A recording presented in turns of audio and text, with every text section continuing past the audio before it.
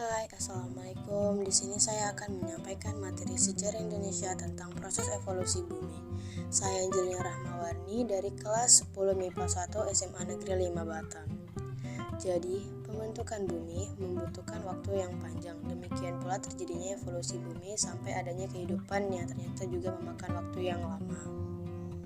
Ilmu paleontologi membagi ke dalam beberapa tahap waktu geologis dan tiap-tiap tahapan ditandai oleh peristiwa alam yang menonjol.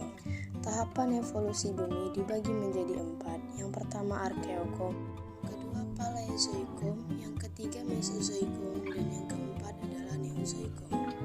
Archeokum atau Azoikum berasal dari bahasa Yunani yaitu A yang berarti tidak dan zon yang berarti hewan.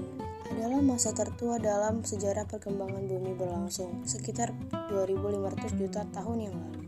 Cirinya yaitu keadaan bumi masih belum stabil, kulit bumi masih dalam proses pembentukan, dan udara saat ini masih sangat panas, sehingga belum tampak tanda-tanda kehidupan. Yang kedua yaitu Paleozoikum, berlangsung sekitar 340 juta tahun yang lalu, disebut juga zaman primer. Ciri-cirinya yaitu, pada masa ini bumi sudah mulai terbentuk. Hal ini disebabkan karena telah terjadi penurunan suhu bumi dan bumi lambat laun menjadi dingin. Sudah ada tanda-tanda kehidupan yang makin jelas, yaitu munculnya makhluk bersel seperti mikroorganisme, ikan, amfibi, dan reptil. Bentuknya kecil dan jumlahnya banyak. Yang ketiga, Mesozoikum, berlangsung kira-kira 140 juta tahun yang lalu. Mesozoikum disebut juga zaman sekunder.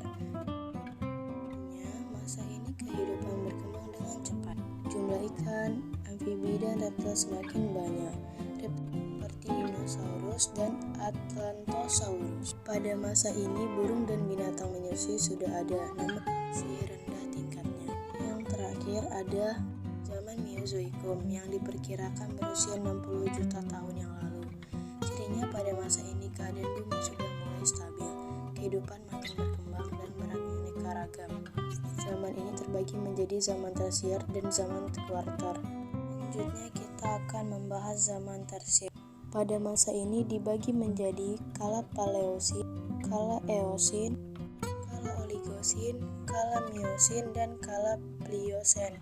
Kala Paleosin berlangsung sekitar 67 juta sampai 50,67 juta tahun yang lalu. Merupakan awal munculnya pemakan rumput, primata burung, dan sebagian reptil. Masa ini ditandai dengan kegiatan magma secara intensif, busur lava yang besar, dan hujan meteoroid. Kala Eosin berlangsung sekitar 56,7 juta sampai 35, juta tahun yang lalu. Wilayah Afrika menabrak daerah Eropa dan wilayah anak benua India masih bergerak menuju Asia, sehingga mengangkat Pek Alpen dan Himalaya. Tekanan di antara benua membentuk cekungan samudra melebar yang mengakibatkan permukaan air laut meleleh. Kala Oligosen berlangsung sekitar 35,5 juta sampai 24 juta tahun yang lalu. Daratan kian makin meluas dan laut semakin menyempit. Pergerakan kerak benua terjadi secara luas di wilayah Eropa dan Amerika. Kala Miosen berlangsung sekitar 24 juta sampai 5 juta tahun yang lalu. Padang rumput semakin meluas, sebaiknya hutan semakin berkurang. Kala Pliosen berlangsung sekitar 5 juta sampai 1,8 juta tahun yang lalu. Jumlah besar tumbuhan sudah habis karena cuaca yang semakin dingin. Zaman kuarter dibagi menjadi dua, yaitu zaman Pleistosen dan zaman Holosen.